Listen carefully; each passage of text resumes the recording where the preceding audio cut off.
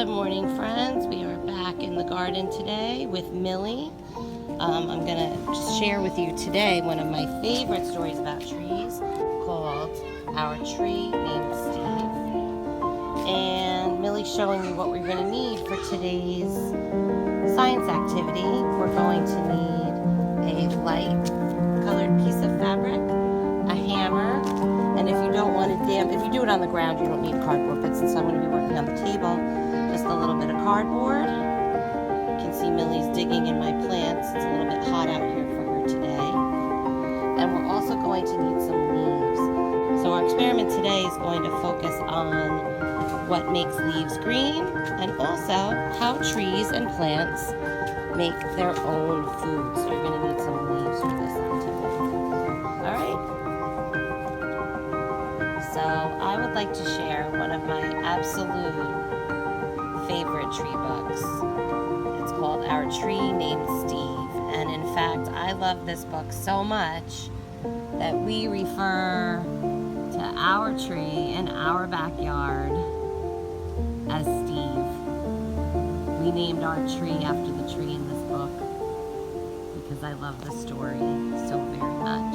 Some people get nervous about having a tree this big in their backyard, but not me and Todd. We love Steve, and I can sit out here. It's 90 degrees today, and I am not even that uncomfortable because I've got Steve here acting like a big parasol, keeping all the sun off of me. So we're going to get started today with my favorite tree story, Our Tree Named Steve. This book is by Alan Swabell and David Catron, who's the illustrator. I mean, he's a funny guy. Dear kids, a long time ago, when you were little, Mom and I took you to where we wanted to build a house for us to live in. But in order to build there, men had to come and clear the land. I remember one tree, however, that the three of you could not stop staring at. Adam thought it was crying. Lindsay said she thought it looked nervous. And Sari, who was only 2 years old, couldn't say the word tree. Instead, she called it Steve. I love you, Steve, she kept saying. And then Adam and Lindsay started saying it, and before too long, Mom and I got the hint and asked the builder to please save Steve.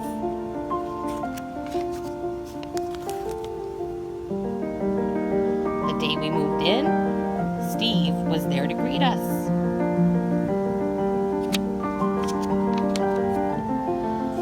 He quickly worked his way into your lives as a swing holder, a target, third base, a hiding place, a jump rope turner.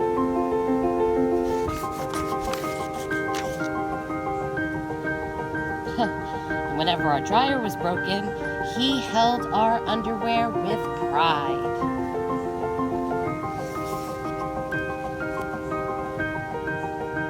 Oh yes, right there in the center of our yard, this weird-looking tree grew to become the center of our outdoor life. Through all of our barbecues, campouts, dance parties,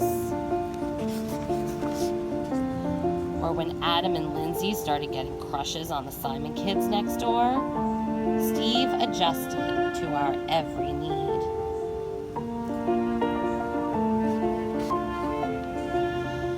And it wasn't always easy. Standing through tall snowstorms in winter, or when Uncle Chester napped in the hammock, couldn't possibly have been fun. Not to mention the time that the sewer overflowed and Steve sucked up all the smelly water before it almost drowned poor Kirby. And then Steve got sick himself, and the tree doctor had to give Steve a haircut that made him look like a big thumb.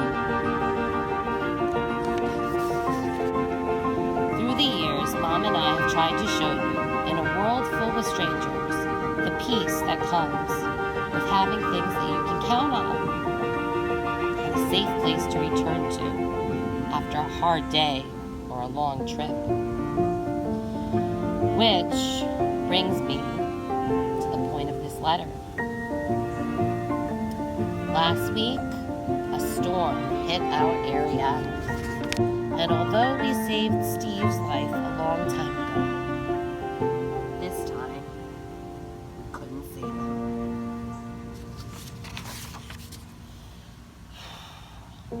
Are we sad?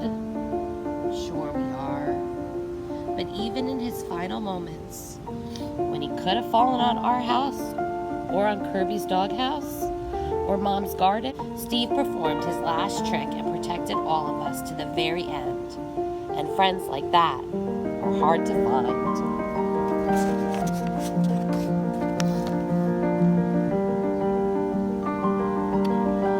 So, when you come home from Grandma's next week, Steve will not be able to greet you as he has done in the past. I'm so sorry, but please know that Steve will always be with us, in our hearts, in our thoughts, and in a different tree at the other end of our yard. See you next week. So this book always gives me the sniffles because I love my Steve. I grew up in a house with a yard that had lots of beautiful trees, and I'm very lucky to have this guy here. Now, not everybody enjoys having to pick up his leaves or having to pick up his acorns, but my feeling is he's here long before we were.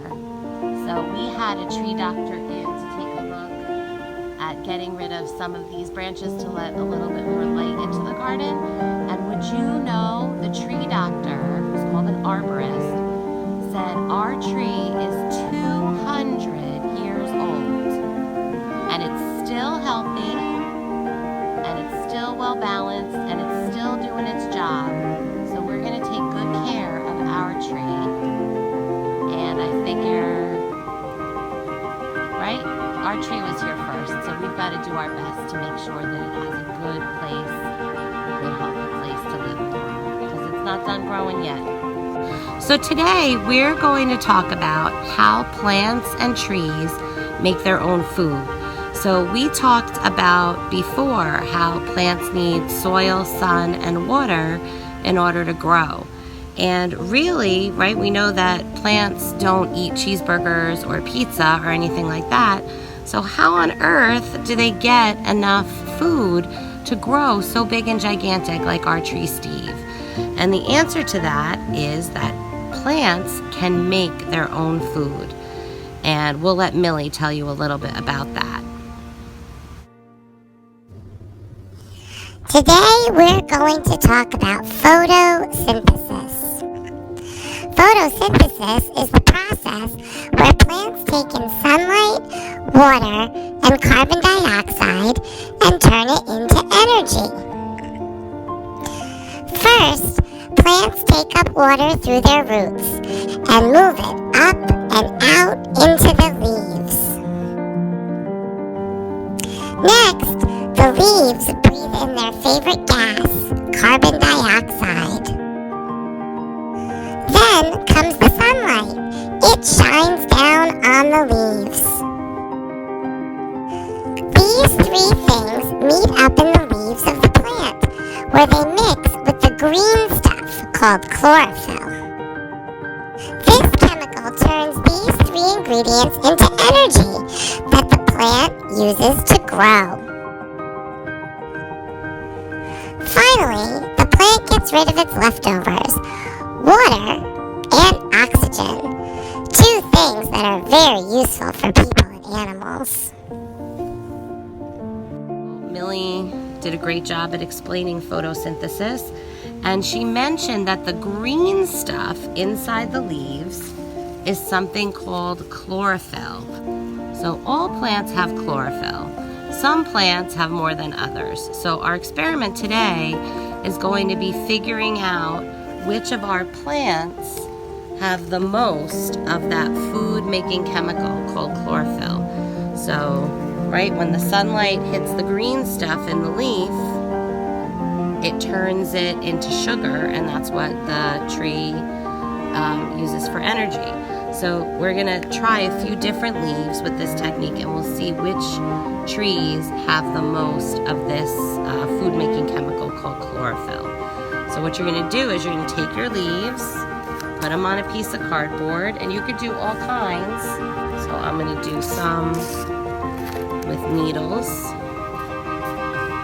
I'm gonna do some flat leaves, some broad leaves. I'm gonna arrange them on my board how I would like.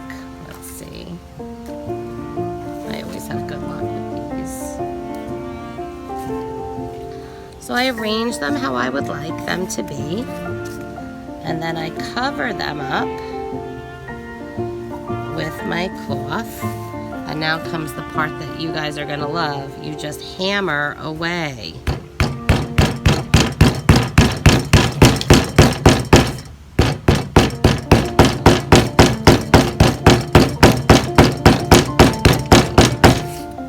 And you can start to see that chlorophyll is coming out of the leaves.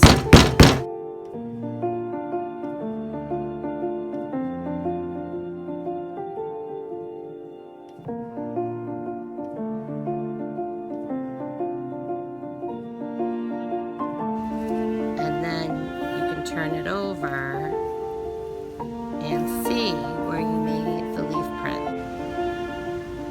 Okay, so here's that print of the locust leaves, and then I have another one that I didn't have the camera turned on for, but you can mix and match. So you can see there's my, gotta get out of the shadow, there's my maple leaf, there's my locust leaves. That was my attempt at doing some of the evergreens with the needles. So give it a try. It does take a little bit of time, and like I've said before, this is not the best hammer. The best hammer to use for this is a rubber mallet because it has a wider head, but this one works just as fine. You just need a little bit more time to make it work. So give it a try and send us pictures, because this one comes out really nice. What you can do is, if you get a really nice print like this one, you can cut out the fabric and either put it in a frame. You can make a little hanger from it, or put it through an embroidery round, and then that way you can preserve your science project and show it off. Okay? Have fun. Love you. Bye.